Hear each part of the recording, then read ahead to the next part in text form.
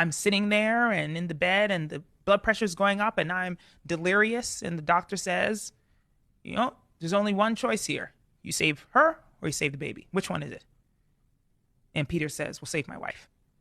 And I was pissed. Because again, whatever that thing is that clicked in my head that said protect the life that is coming first. I was like, no, you should have chosen that one. I've already lived. You should have chosen her. You said that to him? Yes. It was the beginning of some of the big fractures in our relationship. That moment. So definitely, you guys, if I'm having a baby and my husband had to choose between me and my baby, I will definitely be telling him, save me, not my baby. While y'all judging, though, let's talk about it. I'm so excited to have this panelist on that couch today. Dr. Trisa, what's up? How you doing? Always hanging on the couch, spilling some knowledge with us. Good to see you again. And I'm so excited to have this panelist on our panel today. Listen, we have the one and only, and you're going to understand why I say the one and the only, Theresa Lasbrey Peters, who is founder, doula, lactation specialist of Nana Birth, in which she clearly, I would tell you guys, she is just a wealth of knowledge when it comes to birth and motherhood. Listen, this is the person to talk to, and this is why we had to have her for this topic. Listen, Theresa, I'm so excited to have you here, not only because I know what you're going to spill a whole lot of knowledge, but it's just always good to have a good conversation with you. So welcome to our virtual couch. Thank you for having me. And awesome. I finally made it into the Healthy Bump Club, right? This is what we're doing. You've been around the Healthy Bump Club. They just don't know. I have arrived. They just don't know. You've been around. I've been in the corners, but yes, I'm now so they excited. get to experience the wondrous. So I know y'all are judging me when I made that statement. Don't judge me. I stand in my truth. I don't understand why people came for this mother who posted on social media that she had a conversation with her husband, that if there were to have something, mishap or unfortunate outcome with childbirth, that he is to choose her. I think she made the right decision, but y'all are judging. Why y'all judging? Trisa, get her. Are you judging, Dr. Trisa? Honestly, I don't know. And I say I don't know because I feel like there's going to be such a circumstantial thing that you're dealing with, right? Uh-huh. If I am, let's imagine I go and I'm having a second child at this point in time. And the question becomes whether or not it's to save me or to save the child. Uh-huh. I probably would say, you know what? I still have one that I need to raise. So you might want to save me. But if it comes down to it's, this was the only one, whatever, I might just say, you know what, you'll have something to remember me by. Like, I can't give a definitive statement, I guess. Mm-hmm. So yours is really dependent on the circumstances you're saying. And the primary decision making is based on how many kids you have at the time. Yes, how many kids I have and then how much care they would need. If I was one of these lovely young women who, started this deal when they were a little bit younger, if I had a 20-something-year-old kid, no, right? I have a kid. But having a younger child that needs rearing, like I still really want to be there to rear my child. And so for me, that would probably play a major role in the decision making. That's interesting. Mm-hmm, mm-hmm. Theresa, are you coming for me? I know. It was so interesting because when I was having my first child, that was the conversation in the beginning. And I was clear with my husband that I said to him, listen, don't let me wake up and there's no baby, right? Don't let something happen, some emergent thing happen, and I'm here and my baby's not here. That's not acceptable. Really? I told him that. I was like, if it's between me and the baby, make sure my baby lives.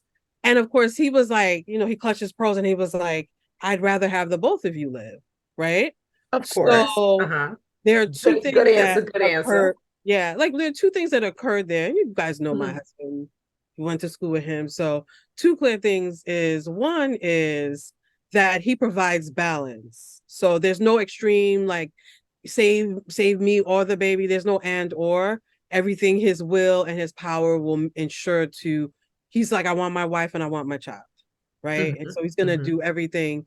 And there's rarely, I think, circumstances that everything gets so reckless that either both aren't in danger or like one is in less danger. Everybody, like if you're in a situation, everybody's in trouble and they better save everybody. Like that's their job. That's why we're in hospitals. But he provided that balance. And then the second thing is, I didn't know this when we first had our child, but having had 2 children with him, but I knew this when I married him, they're gonna be okay if I'm not around. He's a great dad. He's a great husband. Like I chose well. After a lifetime of not choosing questionably before I married this man, like I did. Save the best for last. So he's a great husband. He's a great father. Whereas my children will not have the life that they'll have if I was around, right? They're still gonna have a good life. I also think that my husband will find himself a fresh young wife if I leave this mortal coil, like a nice kind young thing. Everybody will be happy, right? But my kids will be okay. And he would choose well in that scenario also. Yeah, like, or but he would always prioritize our children. Now, why would you make the choice, especially because you're a mom of multiples? You have 2 kids. For you, does it different whether or not he would be saving you and you have another child, or does it not make a difference if it's the only? Doesn't make a difference, I remember when I had the first child as an older mom. I was 40 when I had when I got pregnant. Well, when I was 39 when I got pregnant with our first child. And I remember doing all the genetic testing and all this other stuff. And we did like the chorionic villus sampling, and it was inconclusive. Because we were like, don't want to have a baby that has needs that we're going to outlive. Because I think it's very selfish to leave this child in this world with nobody to take care of them. Like we're going to take care of them. Like we better have enough money. We better have enough everything that when we leave this world, that child's going to be okay. That's an interesting perspective. Yeah. Like, so, but the chorionic villus sampling, AKA the CVS, was supposed to catch this early so it wouldn't be so devastating, but it was inconclusive. So we had to wait for an amnio. And you wait for an amnio at 20 weeks. And I remember by 20 weeks, that baby started to move inside of me. And I was like, I don't care. I was a desperado. You're not taking this baby out of me. Like, no matter what, you're not taking my baby. That was it. That was it. That was like, so something clicked. That's why you got to do stuff early, because once I felt the baby move, I got this baby fair and square, right? Like I didn't do anything. I didn't even do like any intervention to do IVF or anything. My old self made a baby and then was growing this baby. And then you're not taking this baby. I felt him move. I didn't even know it was a him. I felt the baby move because I didn't know the gender. And I was like, I was ready. Like, nope. Once you feel that first stirring and you want this baby, you're not taking my baby. So then also just like, I mean, there are a lot of things. Why all the backlash? Why all the, because I wasn't part of this reading of this stuff until you sent it to me. Because I'm trying to focus or whatever. But she's terrible. Like, like there should be some level of humility when you're talking about save me. It's not, don't puff up your chest and say save me. It's a disgusting, terrible choice to end your baby so you can live. Like, I'm not making that choice. If Brian chooses to save me instead of the baby, that's fine. Let him choose it. That's not my problem. I don't want it to be my choice, right? Why do you think it's a bad choice? Or was it bad? Because we're not that important. And for me, my purpose in life is to create a future generation. So why am I killing it? Right? And there's all the things that people like, like, oh, you gotta be married, and I did all that stuff, right? Waited forever. And now I'm finally doing this thing that I, as culturally has been instilled in me to have this baby. But even that, maybe it's because I'm the oldest daughter, oldest girl, only girl, oldest daughter in a Nigerian family. I'm, like I've been trained to be of service. I've been trained to sacrifice. I'm learning not to kill myself for other people, but I'm not here for me. Mm-hmm. If there's nothing left after me, what's the point? Would you be upset if he chose that way? I would be very, very mad at him, but I would get over it Okay, because that's interesting because because I love him and I I'm was trust watching a him. clip of a very well-known celebrity, very well, not just like a regular celebrity in terms of like not in the art world, but she's known because she's a major Black woman executive and held many CMO roles in top companies like I know her. I know Netflix, exactly. Uber. And so she was in an interview recently and she said that a turning point in her relationship with her then husband was the fact that um, she told him that if there was a choice to save her and he to save the baby, meaning, and she said that he wanted to save her, Mhm. and that was a point of contention between the two of them. And my thought is, I understand the perspective, especially for moms who have multiple kids, that what Dr. Trisa was saying, the obligation to the other kids to stay, to rear, to be a mother, especially I think for daughters, it's really important, not to say that a single guy can't raise a daughter efficiently, because clearly they do all the time. But I would feel a personal obligation to the children that are already there.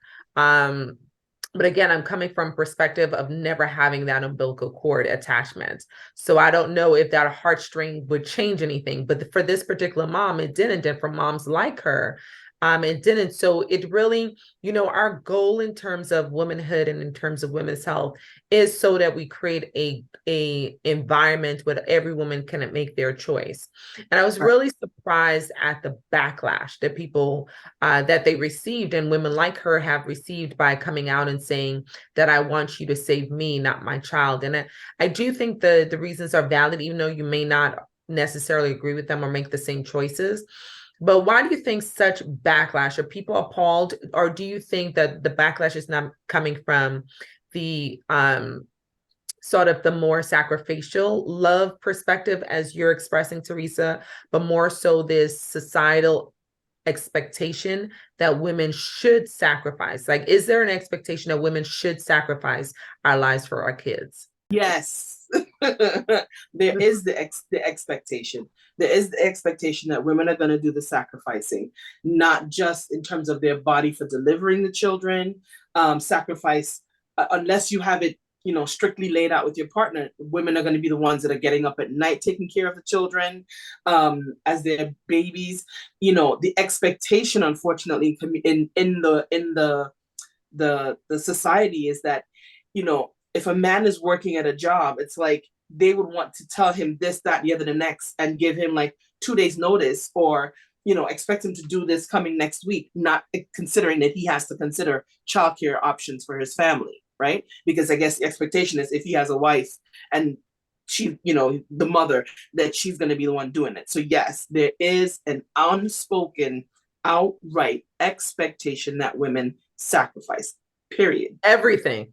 Education, career. Your career, your body, your health, like it is expected. It is expected, unfortunately. And I think what I feel is coming from a lot of the backlash is, besides the expectation of it, it's the I almost feel like they want to almost tie it to the whole like pro-life choices, right? Mm-hmm. So it's going to be this pro-life thing. Oh no, we're going to do everything at this end, but not really do what's necessary, or not really look to make sure it's a more holistic life, so to speak, right? So like, if it is that we're looking and we're having to make the choice, if it's this person and let's see, okay, we're talking about situations right now, and you have women who are having like Theresa, myself, we have spouses. So there's somebody else in the mix, right? There's somebody else that's there to potentially raise a child, if it is that the choice was to save the baby and not the mother. What happens if it's a single woman and who does not have a present partner, or the person who she's having this baby with, or maybe she's single by choice. Like, what are the choices and the options then? And is it what are we going to do? Are you now going to be like, oh yes, we just now have another baby in the world that we have to think of? Like, I feel like it's coming along with that pro-life, anti-abortion thing, when it's like, no, you should do everything, and yes, even if it kills you, you should have this baby because you have to have this baby. I mean, that's where I feel a lot of it is coming from. Dr. Trisa, you have a lot of great points. I mean, there's just so much swimming in my head to respond to. One thing is, yes, society has, trains you to sacrifice or whatever it is. They actually groom women to sacrifice. And then, like if you're not really a full woman unless you sacrifice. But I also have to say that my approach to life is that of a warrior, right? So I'm here to, bring my full fiery self to everything, which means that it's not just the children that come out of my body, but I'm a postpartum doula, right? And some of my work involves, I might take your older child while you're with the baby, and I might go to the park, or I might go somewhere. And if any of you ever were to, give me your child, number one, I don't think my children are more special than anybody else's children, in as much as they don't deserve to live more than somebody else's kid. And so I look at life where it's just like, if I had a choice between my child and another child, both children are gonna make it home. I might not, though. And I said that so my promise to my clients is that if anything goes down, I'm gonna make sure your kid comes home, because I'm not telling you that, oh, something happened to your kid, but I'm okay. Right. So that is my mindset. In my body, outside of my body, I'm here to ensure that everybody's okay. And just like also by the grace of God, a little faith. I'm also believing that I'm also going to be able to figure out how we're all going to make it home, right? We're all, because one of the things that's really like we're not talking about is do the things to ensure the things that you can manage. There are a lot of things that are out of your control, but there are a lot of steps in the whole process of pregnancy, in the Healthy Bump Club, right? We know the things that we can do. Small interventions or just little choices in the beginning that won't have you be in a life-threatening situation later on, right? But yes, save the babies, save every baby, because I already lived. I've lived a great life. I would like to live it long. I'd like to live until 125, and I want to die before everybody else. So everybody else has to die. It has to live until 125 with me. I ain't burying any of you. I don't want to do it. But Teresa, what if you were a younger mom? What if you were? What if I was a younger mom? But you know what? I still my situation is very different because I have faith. I trust that my kids are going to be okay. I chose their father's going to take care of them, right? Like he's just gonna. And then my mother-in-law is there because my mom passed away when I was pregnant with my second child, and that was devastating. And then that was like earth-shattering. Like, what's the point, right? I mean, if I could, I would have like exploded or died in a corner. And the only reason I continued, I had to keep moving, is I had a baby boy and I had a baby inside of me. So I couldn't just stop. I would have stopped eating. Like if it was somebody else's mother, I would have stopped eating until somebody like got an IV into me because of the sorrow. But I had to continue for the child that was outside of me and the child that was inside of me, because it's just selfish. The thing about children is they do not ask to be made. Right. And they are like, they're not just like you gave them life, you gave them, they are something you stole from the ether, right? Like they were floating out there closest to God or whatever you believe in, the universe, never experiencing death or pain. And you just, in your selfishness, you make them. Like in my case, I married this man. It was like, let's make a baby so we can own somebody, snatch them out of that, whatever that continuum of peace and perfection, and bring them into this very terrible world where they will definitely experience pain and they will definitely die. And so for me, and my husband agrees with this, we owe them everything. Not all the money, not all the shoes, not all the Jordans, but like all the stuff, the resilience, the ability to survive when you're not here. Right. So like I like the whole pro-life, pro-choice thing. I am 100% pro-choice, right? I'm just like, I'm also like, let me not put myself in a situation where I have to do these things, right? So it just happened to be, it wasn't my strategy, just by faith and luck. I happen to marry the proper person that I can trust my kids with, who I'm Which like, a lot of people don't. yeah, like a lot of that whole, like when he comes home from a full day's work, and I've been with the children all day because as a doula, my schedule is more flexible, right? Unless I'm at a birth. He does dinner, bath time, and bedtime. To the extent where when there are people like, what do your kids like to eat? I'm like, ask their real mother, Brian, because I don't know. Because it always changes. Last night, Bryn did not like pork chops, but tonight she's eating them all. I'm like, but she didn't like that yesterday. What happened? Right. So he knows more because he does that more.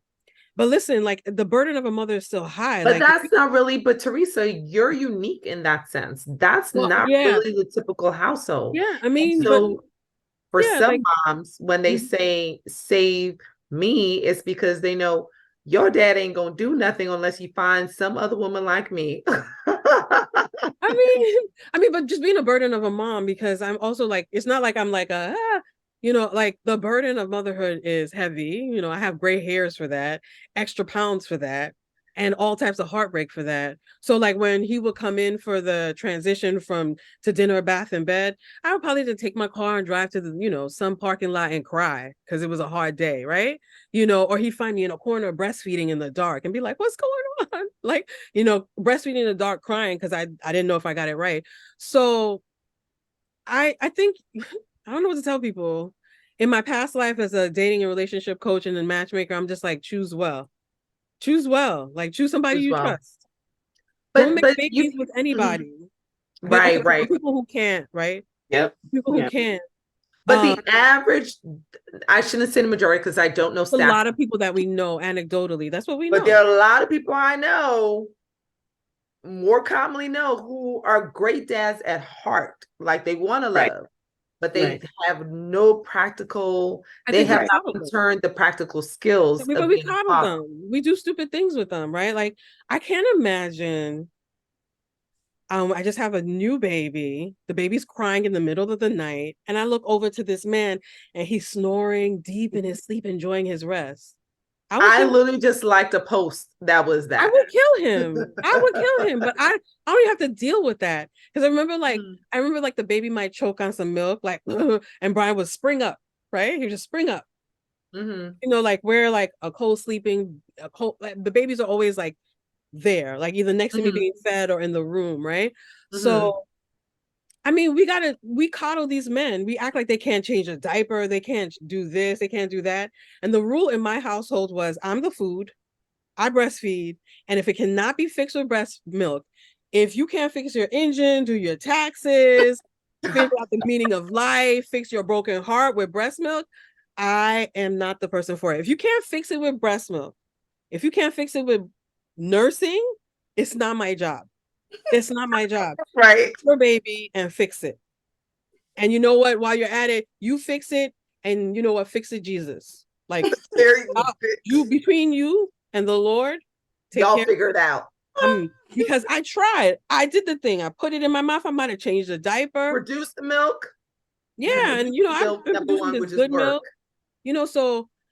So what I would say is that Trisa really hit Dr. Trisa really hit the mark with this like society, and you had hit that too, Dr. Taska, because we expect less from these men, and they are like helpless. Or because the reason why that whole like save me, not the baby, it just sounds really narcissistic. It's against my feeling. Like, so for me, a point of pride is knowing that I am strong enough and warrior enough to shield my family, including my husband, from things.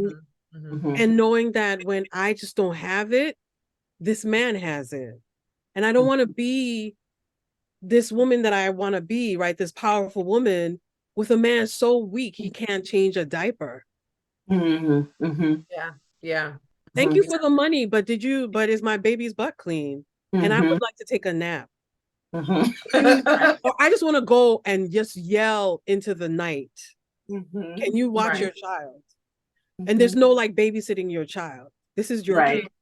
Right. Yeah, that part. And and Brian being the confident man that he is, and how, I talk about all the things I did as a mother. He's like, the only thing I never did was I can't breastfeed.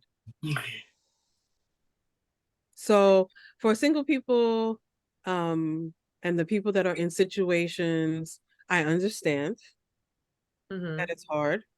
I think that I'm extremely privileged, as privileged as you can be as a Black woman, right? So I don't have the full coat of arms of Right. full outfit, but I got the leg warmers. Hey. Right? Married to somebody that provides for the family and provides for me. And I got like the longer leg warmers that go like over your knee, because it's The also a thigh high. very present father, right? So I have a little bit of, I have that privilege. And so I'm very grateful for it. And I don't take it for granted. I'm like, and then on top of that, his mom, we live with his mother, right? We live in the house he grew up in. So like I have that kind of childcare that you don't have to pay for and that'll take a bullet for your kid. A blessing. Can't pay for that, right? You surely can. Because I'm looking at my life. You surely I don't know can. if I was right, but I'm taking it. I'm grateful for it. I'm taking it. But so I understand the privilege, but I also understand, like, but I think that you can create these spaces of choice and faith.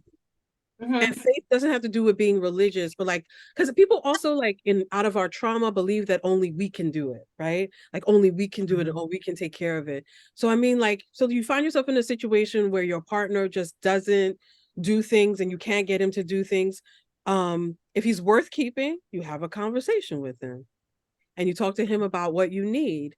Because so the name of my company, my company is Nena Birth, and my mother's native tongue is Igbo. She's one of the Igbo people of Nigeria. So in my mother's native tongue, Nne means your mother, Nna means your father, right? So Nena, mother, father, and everything in between, covering all the spectrums of how people identify. That's what Nena Birth is, right? So in my mother's native tongue, there's a name, Nneka, right? Nneka. We'll Americanize and go Neka, right? Neka means mother is supreme. And as long as the birthing person and the mother birthing person, the person that did that heavy lifting to birth the baby or adopt the baby or take, like primary caregiver, as long as they're taken care of, everybody's taken care of. If you take care of the mother, everybody's okay. If the mother's out of whack, if the birthing parent is out of whack, everybody's out of whack. And that's so very true, right? We see that all the time. All the time. Theresa, something you brought up that I thought was interesting was the fact that you intentionally had this conversation with Ryan. And I'm going to ask you also, Dr. Trisa, did you guys intentionally have these end of life conversations as a result of being pregnant? Was that a intentional conversation you knew you had to have? Thank you, ladies. This is an amazing topic. I feel like we need to have a part 2. And in fact, we are. Join us next week to find out what their responses were. Save my baby. This is a really, really, really, really thought-provoking conversation. And do I really want my husband to save me and not my child? I don't know. You're going to have to watch another episode to find out. But in the meantime, Theresa, if they want to find out more about, I'm trying to pronounce it correctly, Nena. Nena. You did something a little Igbo special. Don't make it regular for me. We're just doing the American version because we're no. We trying to. I mean, I'm sure that there are Igbo people listening to this talking about she ain't even say it right. Okay, I know they did. So I don't want them to come for me. So say it one more time. So we can all... No, they're gonna tell me that I didn't say it right. Oh, you. Nena, well, if you don't get it right, just say it. Just say the name, right? It's Nena, right? Nena. Nena. But tell us more about Nena birth. Oh, really? But over here in the Bronx, we call it Nena birth. I just want you to know, because we trying to do this simplified pronunciation. So Nena birth is I'm a founder of this my doula birthing company. I'm a founder, I'm a doula, I'm a lactation specialist. So I'm a birth and postpartum doula. I also do community doula work with people who can't afford doula services through for various for New York City and for the Northern Manhattan Perinatal Partnership and for the Lower Hudson Valley Perinatal Network. And Northern Manhattan Perinatal Partnership is actually the organization that gave me my doula when I had my baby. And my doula, I'm always grateful to her, Tiombe Bowman of Illuminating Doula Services. And shout out to Akua Samuels, Akua Ansa Samuels, who we all went to school with, because she's the reason I even had a doula. So how can they find you? So find me at NNENNABIRTH at on Instagram. So at Nena Birth. You can find me on Facebook, look up at Nena Birth. You can also reach me at www.nnenabirth.com. That's www.nenabirth.com. You can also give me a call at 646-801-4322 or email me at nenabirth@gmail.com. Or just reach out to the Healthy Bum Club. They know yes, me. you can, and the information will also be documented in the description of this video. And Dr. Trisa, where can they find you? TrisaJob.dpt on Instagram. Awesome. And I am Dr. T, as always, the hand behind the handle of Healthy Bump Club right here on YouTube, and the hand behind the handle of Healthy Bump .club on Instagram. We thank you guys for watching us. Let us know what you think. Who would you choose? Make sure you hit us up and don't forget to comment, like, and share. Thank you for supporting us with our gear, with our music link for Apple, and by just donating directly, because this is how we support these platforms. We thank you guys for watching. We hope to see you guys when next episode. And